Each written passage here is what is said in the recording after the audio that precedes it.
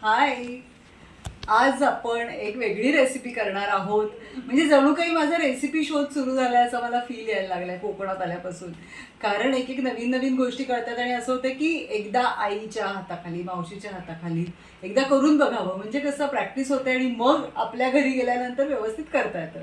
So आज मी ऐकलं होतं बऱ्याच वेळा, आज मावशी सांगणार आहे मला भरताचं वांग आहे आणि चिंचेच्या कोळाचं वांग्याचं भरीत करणार आहे, म्हणजे चिंच गुळ घालून.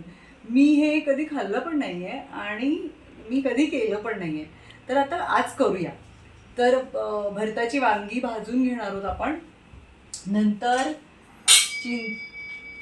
चिंच भिजत घालून त्याचा कोळ काढून घेतलाय. त्यानंतर कांदा आहे, कोथिंबीर आहे आणि गूळ आहे. आणि आपण काय हिरव्या मिरच्या घालणार आहोत की तिखट घालणार आहोत. मग दाणे नाही घालणार त्याच्यात, दाणे पण चालतील ना, अखंड पण चालतील आणि थोडंसं कूट पण. दाणे घालूया, दाण्याचं कूट नको, दाणे घालूया आणि चिंच गुळाचं असं वांग्याचं भरीत करूया.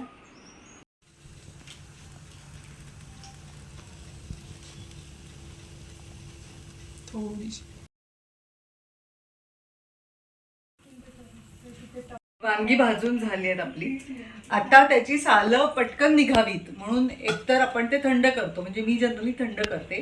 पण इकडची टिप अशी आहे की आयदर तुम्ही ती झाकून ठेवा किंवा त्याच्यावर पाणी घाला, म्हणजे सालं लवकर निघतात. तर आता मी झाकून ठेवणार आहे.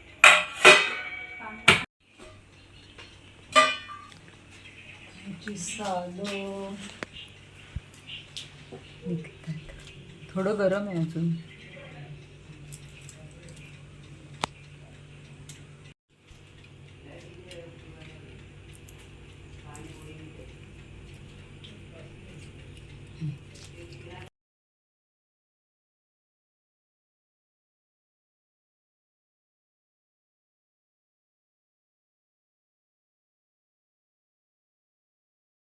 वांग सोलून झालंय.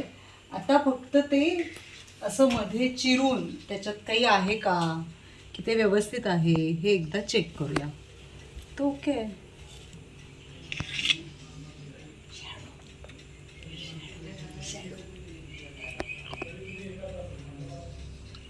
वांग तर ओके आहे.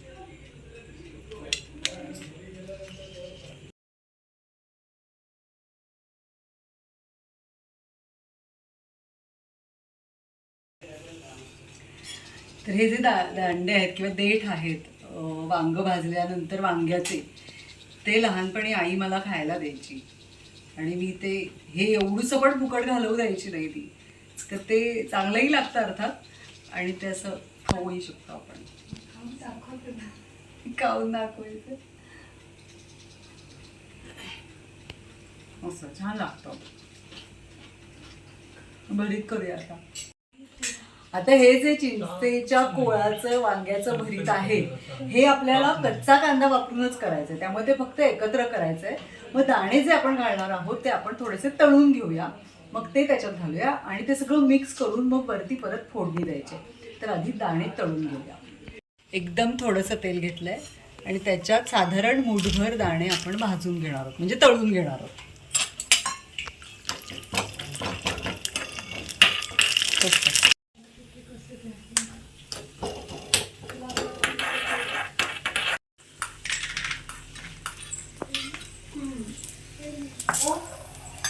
ते चिंचेचा कोळ आपण जो घेतलाय तो आणि गूळ हे समप्रमाणात घ्यायचं, म्हणजे आंबट गोड समप्रमाणात होईल. पण गूळ विरघळायला हवा म्हणून तो चिंचेच्या कोळात आपण थोडा वेळ मिक्स करून ठेवणार.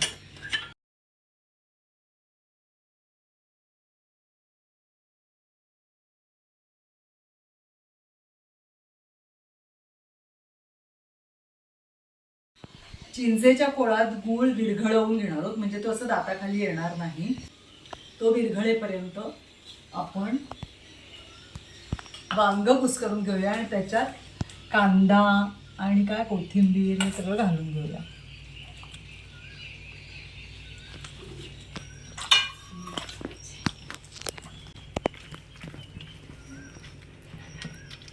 दाणे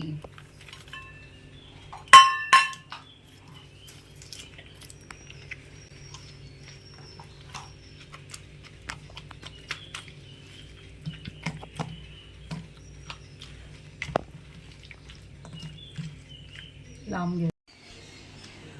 गूळ व्यवस्थित विरघळलाय. आता आपण चिंचेचा कोळ वांग्यावर घालूया.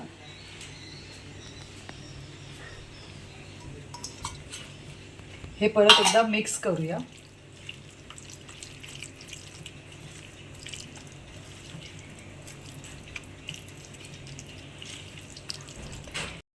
तुम्हाला जर कच्चा कांदा आवडत नसेल तर तो शिजवूनही घेऊ शकतो. म्हणजे आपण तो तेलावर परतायचा, त्याच्यातच गूळ घालायचा, म्हणजे गूळ विरघळतो आणि मग तिखट सुद्धा त्याच्यातच घालायचं आणि चिंचेचा कोळ, तो परतलेला कांदा, कोथिंबीर, मीठ असं सगळं वांग कुस्करून त्यात घालायचं.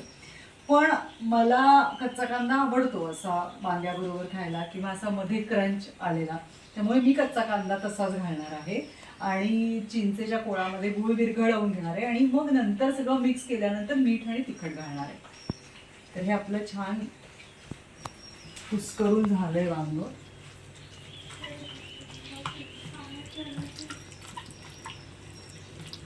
आता त्यात कच्चा कांदा घालूया.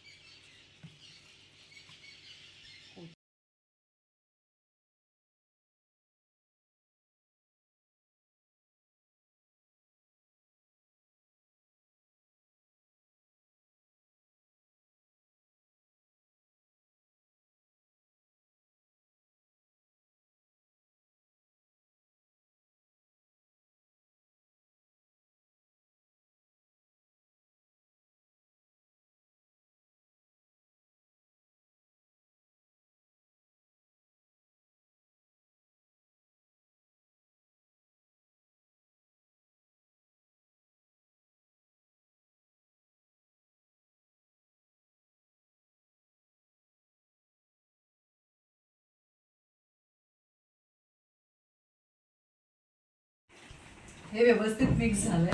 आता छान खमंग अशी फोडणी आपण वरतून या वांग्याला घालणार आहोत. मोहरी,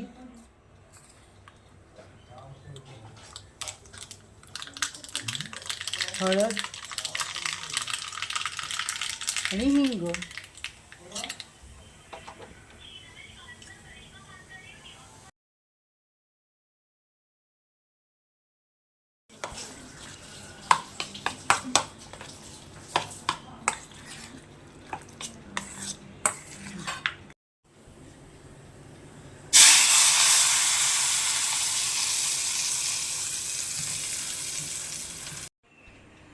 चिंचेच्या कोळाचं वांग्याचं भरीत आपलं फारच खमंग असं झालंय. आता भाकरी बरोबर ते फार उत्तम लागेल अशी अपेक्षा आहे आणि ते लागेलच. किंवा गरम गरम तूप भाताबरोबर सुद्धा आपण खाऊ शकतो. तर किंवा मला असं वाटतं की मेथीच्या ठेपल्याबरोबर पण छान लागेल ते. तर करून बघा, कसं वाटलं ते मला नक्की सांगा. आणि तुम्ही वेगळ्या पद्धतीने जर वांग्याचं भरीत करत असाल तर तेही मला सांगा. भेटत राहूया. तोपर्यंत stay fit, stay healthy, be happy and be consistent. Bye.